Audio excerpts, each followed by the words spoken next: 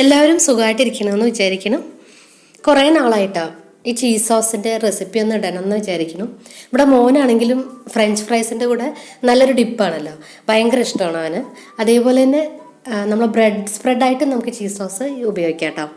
അപ്പോൾ നിങ്ങൾക്ക് വീഡിയോ കണ്ടിട്ട് ഇഷ്ടപ്പെടുകയാണെങ്കിൽ ലൈക്ക് ചെയ്യാനും അതുപോലെ തന്നെ നമ്മുടെ ചാനൽ ഇതുവരെ സബ്സ്ക്രൈബ് ചെയ്യാത്തവർ ഒന്ന് സബ്സ്ക്രൈബ് ചെയ്ത് സപ്പോർട്ട് ചെയ്യണേ. അതുപോലെ നിങ്ങൾ ഫേസ്ബുക്കിലാണ് കാണണമെങ്കിൽ നമ്മുടെ പേജ് കൂടെ ഒന്ന് ഫോളോ ചെയ്യാനും കൂടെ വിട്ടുപോരുത് കേട്ടോ. അപ്പോൾ നമുക്ക് പെട്ടെന്ന് വീഡിയോയിലേക്ക് കിടന്നാലോ. ആദ്യം തന്നെ നമുക്കൊരു പാത്രം ചൂടാകുമ്പോൾ ഞാനിപ്പോൾ ബട്ടർ ചേർത്ത് കൊടുത്തിട്ടുണ്ട്. നമുക്ക് ഗ്യാസ് ലോ ഫ്ലെയിമിൽ തന്നെ വെച്ചിട്ട് ഈ കാര്യങ്ങളെല്ലാം ചെയ്തെടുക്കാം കേട്ടോ. ബട്ടർ നന്നായിട്ടൊന്ന് മെൽട്ടായി വരുമല്ലോ. ഈ സമയത്ത് മൈദ ചേർത്ത് കൊടുക്കാം കേട്ടോ. മൈദ കൂടെ ചേർത്തിട്ട് നന്നായിട്ടൊന്ന് മിക്സ് ചെയ്തിട്ട് എടുക്കാം. ബട്ടറും അതുപോലെ മൈദയും നന്നായിട്ടൊന്ന് ഇളക്കി കൊടുക്കാം. ഇപ്പോഴും നമ്മൾ ഗ്യാസ് ലോ ഫ്ലെയിമിൽ തന്നെയാണ് കേട്ടോ വെച്ചത്. നമ്മളിത് കഴിയുന്നത് വരെ ഞാൻ നേരത്തെ പറഞ്ഞ പോലെ ലോ ഫ്ലെയിമിൽ തന്നെ വെച്ച് കൊടുക്കണം കേട്ടോ. അപ്പോൾ മൈദയും ഇതുപോലെ മിക്സായിട്ട് വന്നതിന് ശേഷം നമുക്കിതിലേക്ക് ഉപ്പ് ചേർത്ത് കൊടുക്കാം. ഉപ്പ് കൂടെ ചേർത്തിട്ട് വീണ്ടും നന്നായിട്ടൊന്ന് മിക്സ് ചെയ്തിട്ട് എടുക്കാം.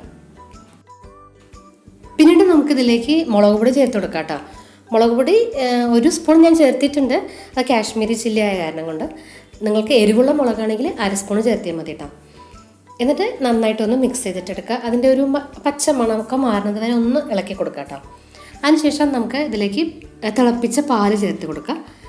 ഞാനിപ്പോൾ ഇവിടെ ആദ്യം 50 മില്ലി ചേർത്തിയത്, പക്ഷെ അത് പോരായിരുന്നു കേട്ടോ. 50 മില്ലി പോരാ, ആ ഒരു കൺസിസ്റ്റൻസിക്ക് അത് പോരാത്ത കാരണം ഞാൻ വീണ്ടും പാല് പിന്നീട് ചേർത്തിട്ടുണ്ട് കേട്ടോ. അപ്പോൾ പാലും കൂടി ചേർത്തതിന് ശേഷം വീണ്ടും ഒന്ന് നന്നായിട്ടൊന്ന് ഇളക്കി കൊടുക്കുക. ഇളക്കിയിട്ട് ഇതിൻ്റെ ആ ഒരു കളറൊക്കെ ഒന്ന് മാറി ഒരു നല്ലൊരു റെഡിഷ് കളർ ഇത് കണ്ടോ, ഇതുപോലെ കളറായി വരും. ആ സമയത്ത് നമുക്കിതിലേക്ക് പെപ്പർ പൗഡർ ചേർത്ത് കൊടുക്കാം. അതും ചേർത്തിട്ട് നന്നായിട്ടൊന്ന് ഇളക്കി കൊടുക്കാം. അപ്പോൾ ഈ ഒരു തിക്നെസ് നമുക്ക് ഇത് പോരാട്ടോ. അതിനുശേഷം ചെഡർ ചീസ് ചേർത്ത് കൊടുക്കാം. ഈ ചെഡർ ചീസ് എല്ലാ സൂപ്പർ മാർക്കറ്റിലും ഇപ്പോൾ അവൈലബിൾ ആണ്. അപ്പോൾ നിങ്ങൾ ഇതിൻ്റെ പകരം വേറെ ഒരു ചീസും ചേർക്കരുത്, ചെഡർ ചീസ് തന്നെ ചേർക്കണം കേട്ടോ. അതുകൂടെ ചേർത്തിട്ട് നന്നായിട്ടൊന്ന് മിക്സ് ചെയ്തതിന് ശേഷം നമുക്കിത് കണ്ടോ പഞ്ചസാരയോടെ ചേർത്ത് കൊടുക്കാം കേട്ടോ.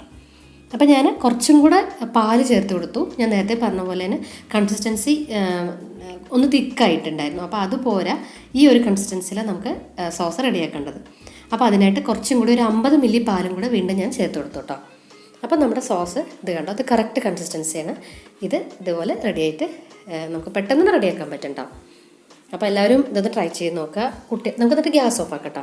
തീർച്ചയായിട്ടും കുട്ടികൾക്ക് ഇഷ്ടപ്പെടുന്ന ഒരു നല്ല സോസാണ് കേട്ടോ അത്. ഫ്രഞ്ച് ഫ്രൈസിൻ്റെ കൂടെയൊക്കെ നല്ലൊരു ഡിപ്പാണിത്. അപ്പോൾ എല്ലാവരും ട്രൈ ചെയ്യുന്ന സമയത്ത് കമൻസും കൂടെ അറിയിക്കാനും വിട്ടുപോയത് കേട്ടോ. നല്ല വീഡിയോസായിട്ട് നമുക്ക് ഉടനെ തന്നെ കാണാം. Thanks for watching. ബൈ.